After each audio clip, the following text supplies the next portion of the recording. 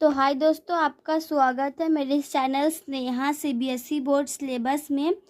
आज हम लोग क्लास 5 का हिंदी लिटरेचर का चैप्टर 7 का फुल एक्सप्लेनेशन करेंगे पार्ट 1 में। पार्ट 2 में हम और हाफ देखेंगे।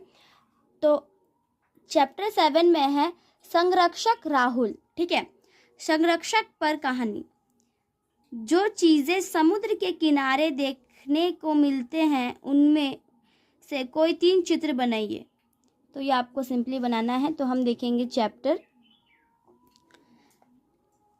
तट के इस भाग में ठंडक और शांति थी।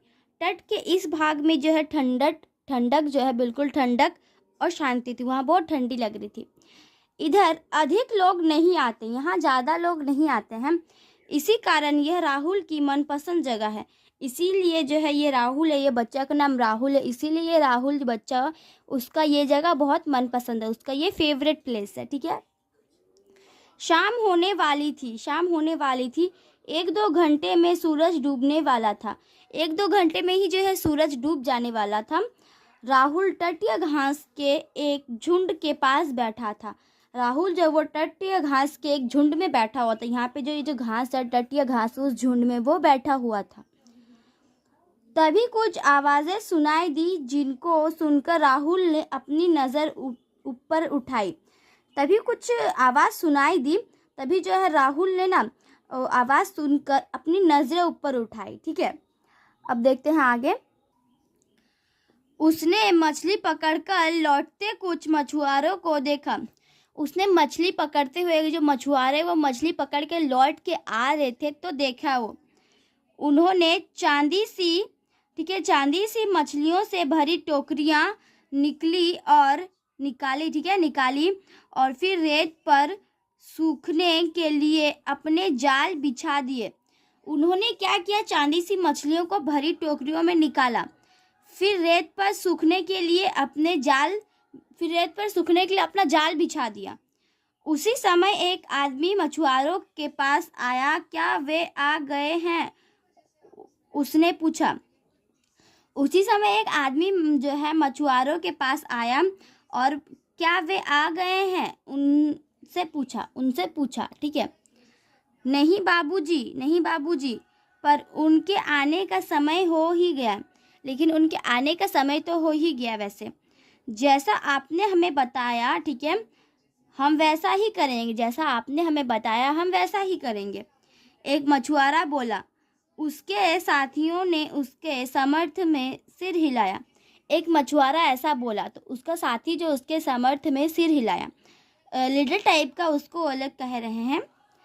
मुझसे तुरंत मिलना है, यह याद रखना। वह आदमी बोलते हुए चल गया कि जो है मुझसे तुरंत मिलना, ठीक है, याद रखना।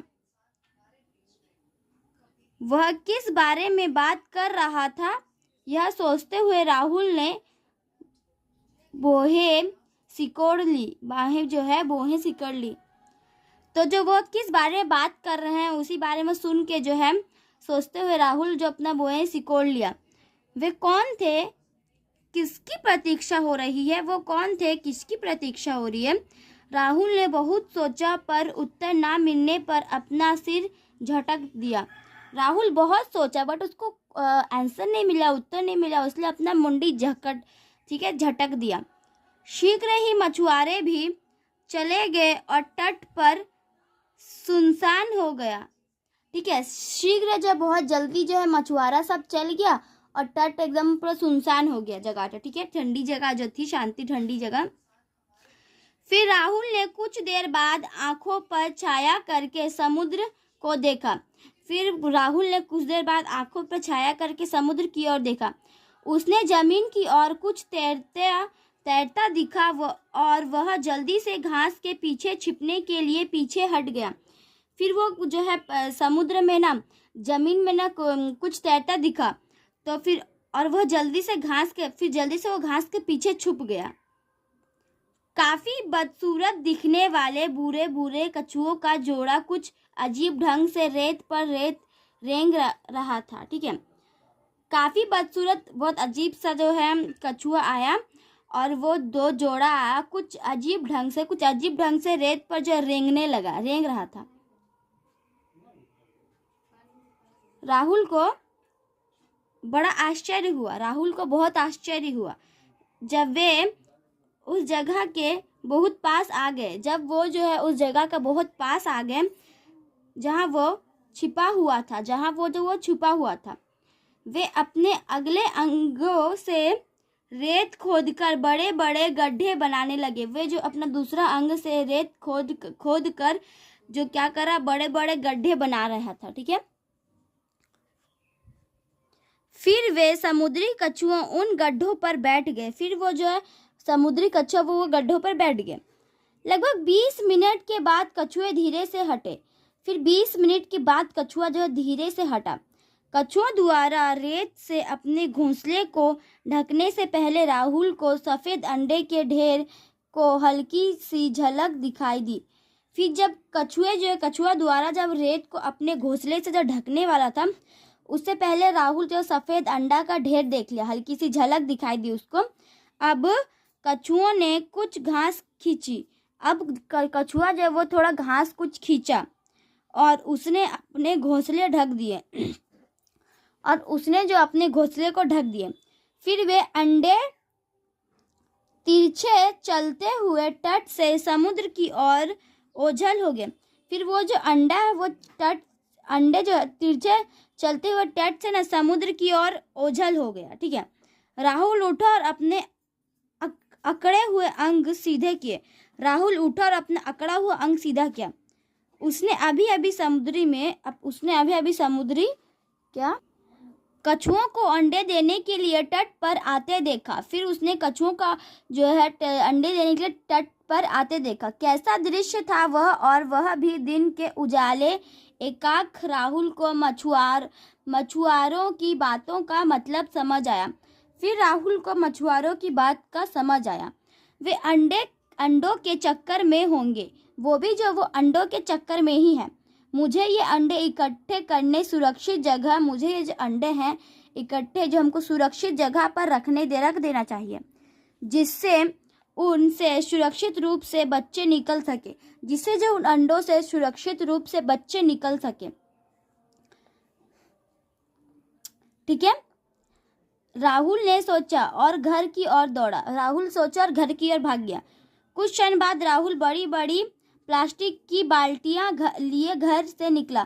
फिर कुछ देर बाद वो बड़ी बड़ी प्लास्टिक की बाल्टियां लेकर घर से निकला। ठीक है, बगीचे में खेल रही अपनी बहन रीमा से बोला। और जो बगीचा में खेल रही थी अपनी बहन रीमा से बोला, रीमा क्या तुम अपने बगीचे में रेत के दो बड़े बड़े उथले गड्ढे खोद दोगी।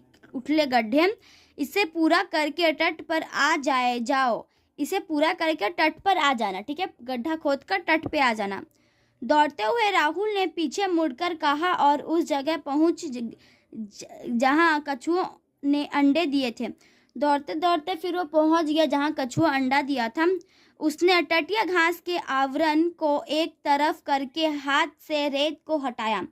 उसने जो है क्या तटीय जो घास को आवरण करके जो हाथ से एक तरफ किया, रेत हटाया। घोंसले में 100 से भी अधिक सफ़ेद अंडे थे। घोंसले में जो 100 से भी अधिक अंडा था। हर अंडा एक गोल्फ की गेंद के बराबर था। हर अंडा जो एक गोल्फ का गेंद के बराबर था। राहुल समझ गया कि दूसरे कछुए ने भी बड़ी संख्या में अंडे दिए होंगे। राहुल समझ गया जो दूसरा भी कछुआ था वो बहुत ज़्यादा अंडा दिया होगा। राहुल ने बाल्टियों में थोड़ी रेत भरी और फिर एक एक करके अंडे रखने शुरू किए।